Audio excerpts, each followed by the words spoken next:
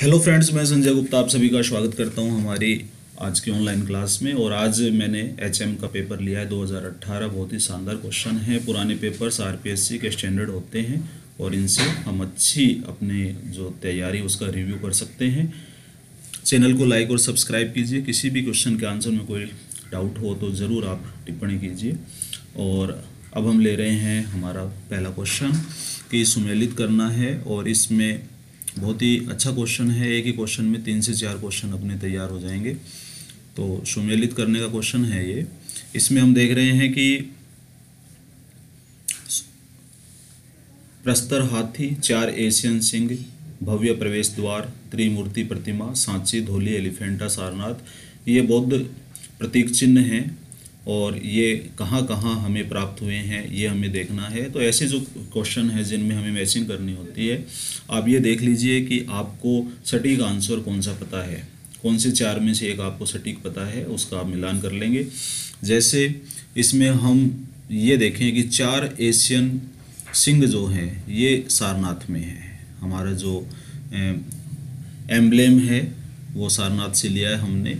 उसके बाद में भव्य प्रवेश द्वार, हम जानते हैं सांची का प्रवेश द्वार भव्य प्रवेश द्वार है। अब इन दो की सहायता से हम ब्रेक कर सकते हैं। जैसे सी में 1 यहाँ पे अपने को नज़र आ रहा है और ए में 4 4 एशियन सिंह, बी में 4, तो बी में 4 हमें यहाँ नज़र आ रहा है। तो ये मैचिंग केवल इसी के अंदर है, तो ये हमारा राइट ऑप्शन हो जाएगा। यानी ए में 2, प्रस्तर हाथी आपको धोली में मिलेंगे और डी में 3 यानी 3 मूर्ति प्रतिमा जो है बुद्ध की वो एलिफेंटा में मिलेंगी। तो इस तरह से आपका क्वेश्चन कंप्लीट हो जाता है। निम्नलिखित ब्राह्मण ग्रंथों में से कौन सा ब्राह्मण ग्रंथ सामवेद का ब्राह्मण ग्रंथ नहीं है? तांडेय, षड्विंश, अद्भुत, तैत्तिरीय। हर वेद के साथ में ब्राह्मण ग्रंथ जुड़े हुए हैं। तैत्तिरीय ब्राह्मण सामवेद के साथ में नहीं जुड़ा हुआ है, तो ये इसका राइट ऑप्शन हो जाएगा। इसके बाद में निम्न में से किसे जैन धर्म के त्रिरत्न में शामिल नहीं किया जाता है? ये प्रश्न इतने अच्छे हैं कि आप चाहे आरएस की तैयारी करें, चाहे फर्स्ट ग्रेड लेक्चरर की तैयारी करें, चाहे कॉलेज लेक्चरर की तैयारी करें, सभी में आपको इनसे बहुत फ़ायदा होगा।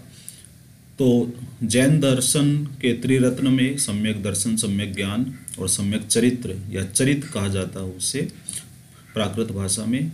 सम्यक वाणी शामिल नहीं है। सम्यक वाणी बौद्ध धर्म के अष्टांगिक मार्ग में शामिल है।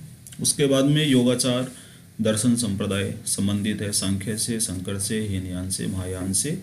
तो इसका सीधा सा आंसर हो जाएगा महायान। बौद्ध धर्म की जो शाखा थी उसमें योगाचार दर्शन संबंधित है। उसके बाद में फिर से एक बहुत ही अच्छा क्वेश्चन है कि अशोक के अधोलिखित अभिलेखों में से कौन सा ब्राह्मी लिपि में नहीं है? शाहबाजगढ़ी, कलसी, एरगुड़ी, भाबरू। तो यहाँ पे थोड़ा सा हम ये ध्यान रखेंगे कि शाहबाजगढ़ी का जो अभिलेख है वो पाकिस्तान के मानसेरा से प्राप्त हुआ है और पाकिस्तान के जो अभिलेख हैं वो सभी खरोष्टी लिपि में है। तो इसको मैं यहाँ पे नोट कर देता हूँ कि ये जो लिपि है ये आपकी खरोष्टी लिपि है और नीचे के तीनों जो अभिलेख हैं वो ब्राह्मी लिपि में प्राप्त हुए हैं। उसके बाद में बहुत ही शानदार क्वेश्चन है कि प्राचीन शिक्षण संस्थाएं दी हुई हैं और वो कहाँ पर हैं ये हमें देखना है।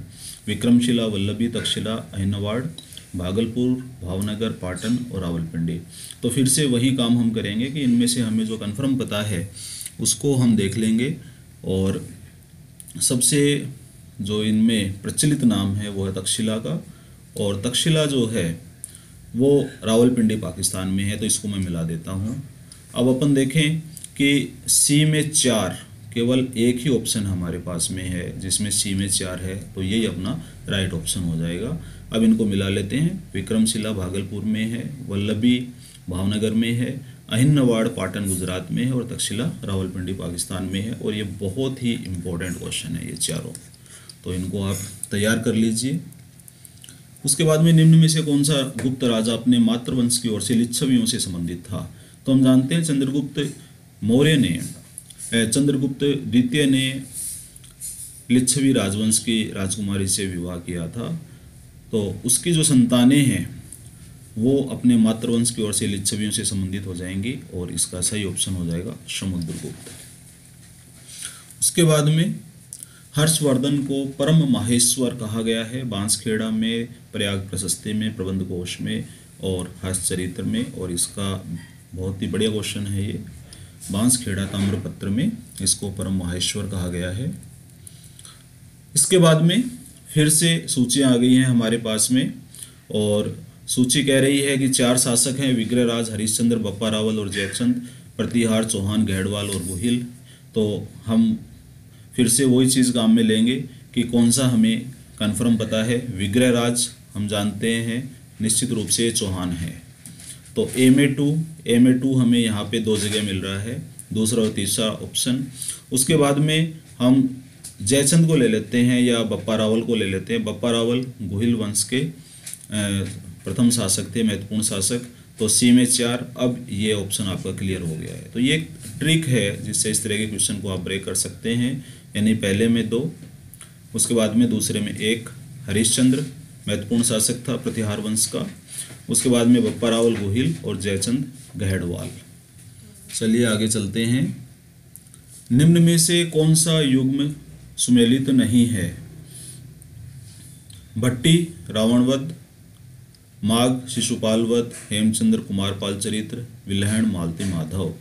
तो प्राचीन ग्रंथ हैं और विल्हण मालती माधव ये बिल्कुल गलत है। मालती माधव पुस्तक के जो लेखक हैं उनका नाम है भवभूति, 8वीं सदी में लिखी हुई एक प्रेम कथा है ये। उसके बाद में अलबरूनी की किताब उल हिंद निम्न में से किस भाषा में लिखी गई है? फारसी, अरबी, तुर्की, उर्दू। तो अरबी सवार था ये, और ये भाषा भी इन्होंने अरबी काम में ली है। मध्यकाल की प्रारंभिक जानकारी मिलती है इसमें किताबुल हिंद में। पंडित जगन्नाथ किस मुगल बादशाह के दरबार में राजकवि थे? अकबर, औरंगजेब, हुमायूं, शाहजहां। बहुत ही शानदार क्वेश्चन है, और इसका राइट ऑप्शन हो जाएगा शाहजहां। नेक्स्ट, शिवाजी की शाही सेना कहलाती थी बारगीर, रिशाला, सिलहदार, दबीर। और शिवाजी की जो शाही अश्व सेना है उसका नाम था बारगीर। किसके विरुद्ध शिवाजी ने प्रारंभिक दिनों में युद्ध लड़े? गोलकुंडा, बीजापुर, हैदराबाद और मुगल। शिवाजी के प्रारंभिक युद्ध वहाँ जो बीजापुर के शासक थे, मुसलमान शासक, उनके विरुद्ध उन्होंने लड़े। इसके बाद में निम्नांकित मुद्दों में से कौन सा द्वितीय आंग्ल मराठा युद्ध का कारण नहीं था? मराठा सरदारों में आपसी मतभेद, पेशवा बाजीराव का अयोग्य होना, साम्राज्यवादी लालसा अंग्रेजों की, सहायक संधि की अवहेलना करना। तो मराठा युद्ध का जो कारण था वो था कि सहायक संधि की अवहेलना करना, ये गलत ऑप्शन है इसमें। उसके बाद में सुमेलित करना है तृतीय कर्नाटक युद्ध, प्रथम आंग्ल मराठा युद्ध, द्वितीय आंग्ल मैसूर युद्ध, प्रथम कर्नाटक युद्ध। और इनके साथ में संधियां दी गई हैं, मंगलोर संधि, एक्सला चैपल की संधि, सालबाई की संधि, पेरिस की संधि। तो इसमें आपका जो राइट ऑप्शन है वो पहला है। तृतीय कर्नाटक युद्ध के साथ में पेरिस की संधि है। उसके बाद में प्रथम आंग्ल मराठा युद्ध के साथ में पहली जो संधि हुई थी वो सालबाई की संधि थी। उसके बाद में द्वितीय आंग्ल मसूर युद्ध के साथ में मैंगलोर की संधि हुई, और प्रथम कर्नाटक युद्ध के साथ में एक्सला चैपल की संधि हुई।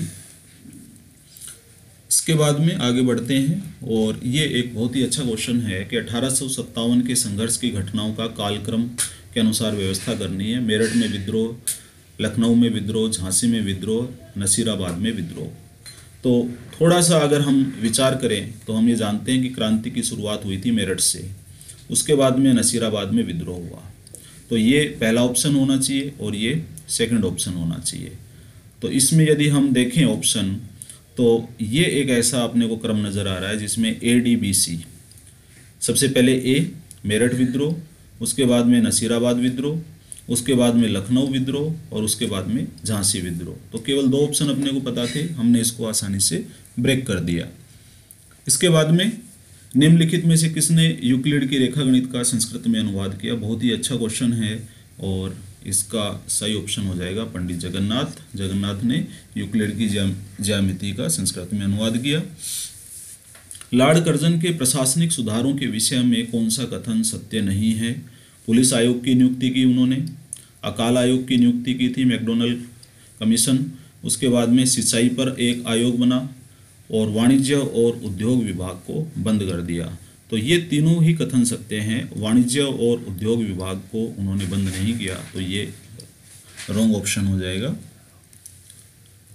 इसके बाद में बंगाल विभाजन के विरोध स्वरूप बंगाल में राखी दिवस को मनाया गया। किस तारीख को मनाया गया ये हमें बताना है। 28 सितंबर, 19 जुलाई, 16 अक्टूबर और 9 अगस्त। तो बहुत ही महत्वपूर्ण घटना थी ये राखी दिवस, और इसकी तारीख को हम नोट कर लेते हैं, 16 अक्टूबर 2005। और सांप्रदायिक एकता के प्रतीक के रूप में इसे बनाया गया था। राजा राम मोहन के द्वारा रचित कृति नहीं है। A gift to monotheist, the preceptors of Jesus, the destiny of human life, Gaudiya व्याकरण। राजा राम मोहन राय ने बहुत सारी भाषाओं का ज्ञान लिया, बहुत सारी पुस्तकें उन्होंने लिखी, लेकिन the destiny of human life ये राजा राम मोहन राय की किताब नहीं है। इस पुस्तक का नाम, जो लेखक हैं उनका नाम है विल ड्यूरांट, और बाकी तीनों राजा राम मोहन राय ने लिखी हैं। तो ऑप्शन तीसरा हो जाएगा इसमें। स्वामी विवेकानंद ने बेलूर में रामकृष्ण मठ की स्थापना कब की थी? 1909, 81, 1897, 1901। तो इसका राइट ऑप्शन हो जाएगा 1897 में उन्होंने रामकृष्ण मठ की स्थापना की थी बेलूर के अंदर। कौन सा एक फ्रांस की बौद्धिक क्रांति में योग करता नहीं था? दांते बाल्ते रूसो दिद्रो। बहुत ही अच्छा क्वेश्चन है रेनेसांस का, और इसमें दांते जो है वो फ्रांस की क्रांति से संबंधित नहीं है। दांते इटली के लेखक थे, इन्होंने कई सारे ड्रामाज लिखे हैं इम्पोर्टेंट, लेकिन इनका फ्रांस की बौद्धिक क्रांति में योग नहीं था। इसके बाद में आगे हम चलते हैं क्वेश्चन नंबर 24। फ्रांस में टेनिस कोर्ट की शपथ की घटना कब हुई? 5 जुलाई 1789, 20 जुलाई, 17 जून, 20 जून 1789। तो टेनिस कोर्ट की घटना बहुत ही इंपॉर्टेंट घटना है फ्रांस की क्रांति की, और ये घटित हुई 20 जून 1789 को।